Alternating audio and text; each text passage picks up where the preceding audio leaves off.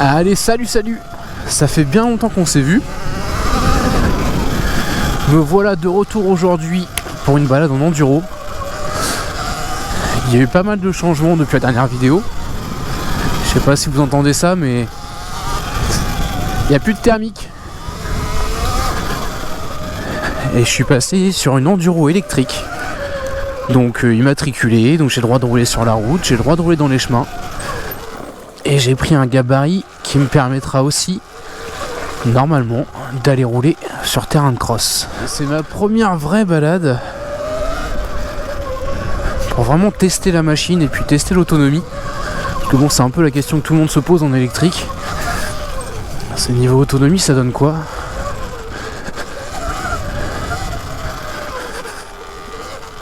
Alors j'ai déjà une petite idée, mais c'est que de la théorie. Au moins là je vais pouvoir essayer.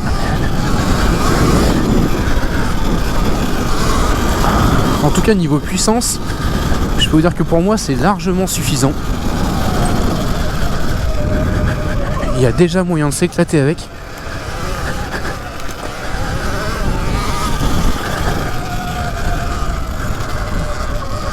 Sachant que moi quand je roule comme ça en forêt, c'est surtout de la balade. J'accélère uniquement quand j'ai de la bonne visibilité, parce qu'on sait jamais si on tombe sur un piéton ou... Il y a aussi des chevaux qui se baladent dans mon coin, donc j'ai pas envie de prendre de risques.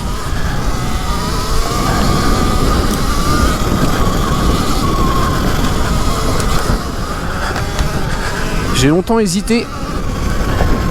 J'étais intéressé par la Suron Lightbee. Pour ceux qui connaissent pas, du coup je vous mets une petite photo de ce à quoi ça ressemble. Ça marche déjà très bien apparemment, j'ai jamais eu l'occasion de tester, mais c'est vraiment plus un gabarit VTT. Et moi, vu que j'ai toujours été habitué à la moto, j'avais un peu peur que ça me manque. Et donc je suis parti sur le modèle du dessus, la Ultrabee.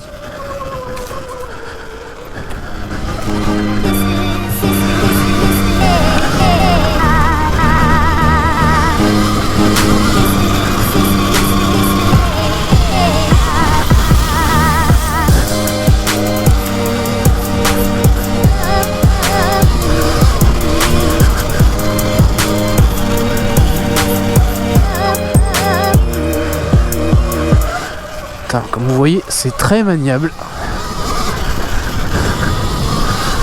En plus, le truc qui est bien, c'est que il n'y a pas de vitesse à passer, donc on peut se concentrer vraiment sur la conduite, sur les freins. Laisser ses pieds toujours en place. Pas besoin de les déplacer parce que même pour le frein arrière, donc le frein arrière est à l'avant, donc à la place de l'embrayage. C'est-à-dire que là, levier de gauche, c'est le frein. Donc normalement vous devez m'entendre super bien parce que ça fait beaucoup moins de bruit que ta cross que j'avais avant. Même pour moi c'est beaucoup plus agréable. Alors après je vous cache pas qu'il manque un petit truc quoi, ça a pas autant de charme. Ça fait moins viril comme dirait ma femme. Mais bon, faut savoir ce qu'on veut. Moi je cherchais surtout à pouvoir profiter sans embêter les gens. Là, à chaque fois que j'ai croisé des piétons, tout le monde avait le sourire. C'est toujours dans de bonnes conditions. Donc moi ça me va. Donc aujourd'hui je teste en forêt. Comme je vous ai dit, pour me faire une idée à peu près de l'autonomie. De voir un peu ce que ça donne et tout ça. Sachant qu'elle est pas... Je vais modifier un petit truc. C'est-à-dire que quand on achète la moto, la taille des roues c'est du 19 à l'avant, 19 à l'arrière. Et c'est pas l'idéal. L'idéal c'est 21 à l'avant. Et à l'arrière 18 ou 19. Voilà.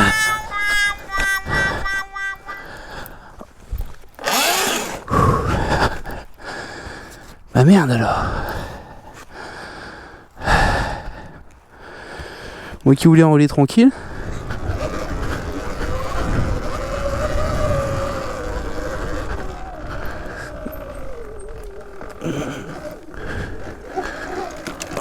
Pouah. Et là j'aurais eu une thermique, je peux vous dire que j'aurais galéré.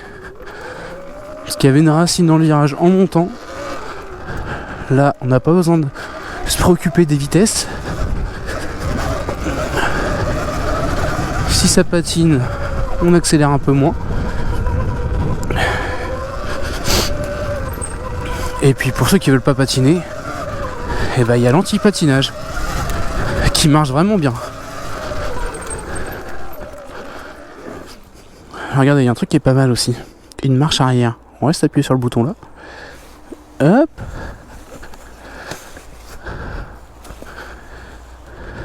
Alors il y en a qui pourraient se dire c'est un truc de feignasse. Et vous avez raison. Le truc aussi c'est que à l'arrêt, elle est plus dure à reculer, enfin à manœuvrer en fait, que ce soit à l'avant, on marche avant ou marche arrière. C'est plus dur à manœuvrer qu'une thermique qui est au point mort. Parce qu'en fait là le moteur électrique il reste en tout temps engagé.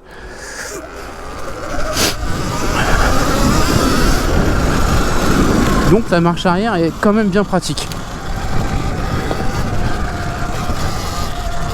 Là pour vous faire une idée, je roule en mode normal. C'est-à-dire qu'il y a 3 modes. Il y a le D, le E, le S. Le E pour éco, le D c'est le mode conduite normale, et le S le mode sport. Et je roule pas en mode sport, en tout cas pas là, parce que la poignée est très sensible en mode sport. Donc je préfère me faire la main en D. Et peut-être même que je ne roulerai jamais en S, hein. Parce que bon, en S aussi il faut se dire que la batterie part plus vite. Et pour moi, en tout cas pour l'instant, le D me suffit largement.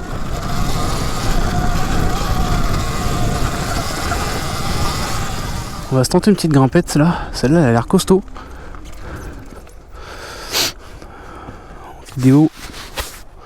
En vidéo ça rend pas pareil je pense, mais je peux vous assurer que là elle a l'air de grimper pas mal. Allez.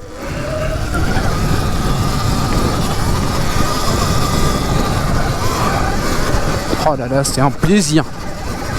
Alors j'ai pas mis l'anti-patinage, mais je l'aurais mis, ce serait monté encore plus facile je pense. Et donc je vais pas le faire, mais les vitesses de pointe de la moto c'est environ 90 km/h.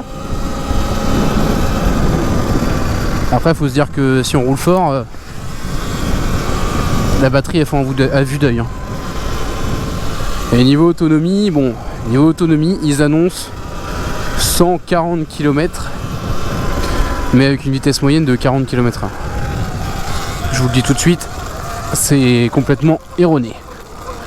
Mais bon, c'est bien, c'est les valeurs annoncées, elles sont jamais justes. Il n'y a rien de mieux pour déterminer l'autonomie que d'essayer soi-même. Et après tout dépend vraiment de la conduite de chacun, de là où il roule, parce que s'il y a plus ou moins de dénivelé.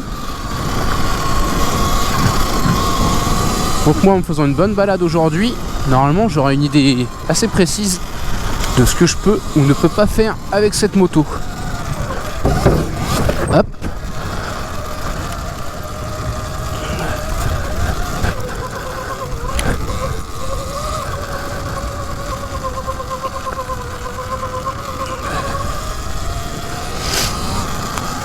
Du coup vu que je suis homologué, le truc qui est bien c'est que si par exemple je me retrouve en déj de batterie que c'est la fin et qu'il faut vraiment que je rentre au plus vite, bah je peux prendre de la route. Je peux reprendre la route jusqu'à chez moi quoi, parce que je suis homologué.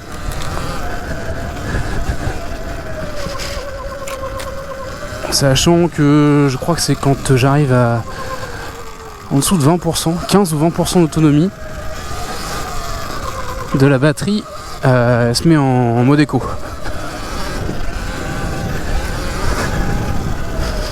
Je sais pas si ça c'est paramétrable ou pas.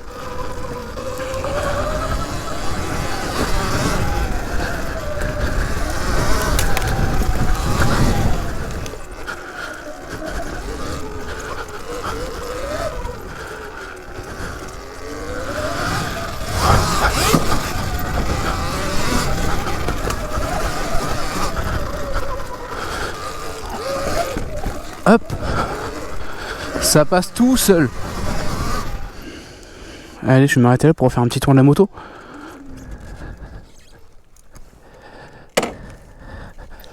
petite béquille, comme c'est une enduro. Voilà la machine. On va se mettre par là, vous verrez mieux. Donc on est sur une Suron Ultra B. Une assez bonne suspension. Pareil pour l'amortisseur arrière, qu'on peut faire préparer si on cherche plus. Les roues, donc 19 à l'avant, 19 à l'arrière. Moi, ce que j'ai fait par contre à l'achat, c'est que j'ai fait directement changer le pneu arrière parce que c'était un pneu en 90. Donc c'était un pneu vraiment très fin. J'ai fait monter un pneu en 100 et même en 110 ça pourrait passer. Après, c'est déjà bien suffisant pour moi. Qu'est-ce que j'ai fait d'autre? J'ai retiré les rétroviseurs d'origine parce que c'était vraiment très moche et très gros. J'en ai mis un petit parce qu'il m'en restait un, mais que je vais rechanger pour en mettre un enduro, donc on peut plier ou déplier. Je vous ai pas montré le faire avant, mais il est plutôt sympa. Je trouve qu'il a de la gueule. La plaque phare me dérange pas. Qu'est-ce que j'ai fait d'autre sur la moto? J'ai limé les cale-pieds parce qu'ils sont déjà pas mal d'origine, mais ils crochaient pas assez, donc moi je les ai limés je les ai affûtés. J'ai fait une protection de cadre de chaque côté parce qu'en fait j'ai vu dès ma première sortie que j'étais en train de limer le cadre. Vous voyez, le cadre il est plutôt sympa, je trouve, d'une couleur vert foncé. Et en fait dès la première sortie j'étais déjà en train de limer la peinture sur le cadre. En fait ça se vend pas encore. Donc j'ai acheté du plastique Kidex que en chauffant on lui fait prendre la forme qu'on veut. Et du coup j'ai fait des petites protections de cadre. Assez content du résultat. Même chose de l'autre côté. Comme je vous disais, il me reste à mettre une roue de devant en 21. Pour l'enduro c'est mieux. Parce que là c'est trop petit. C'est trop petit, la moto on voit presque, elle plonge presque vers l'avant. Donc moi je vais surélever l'avant et puis je vais aussi mettre des rehausses de tête de fourche pour que le guidon soit plus haut, pour que je sois mieux sur la moto, parce que voilà, je fais quand même 1m83, donc il faut quand même que le guidon soit assez haut. Allez, on arrive en fin de cette vidéo. Alors un petit bilan sur la batterie. Je suis à 40 km depuis qu'on est parti. 40 km. Il me reste 25% de batterie. C'est ce que je pensais à peu près. Donc ça me va. Et pour une balade de 2h15. Pour une batterie d'origine, je précise. Et vous voyez, niveau puissance, on a beau être en fin de batterie, ça marche encore comme il faut.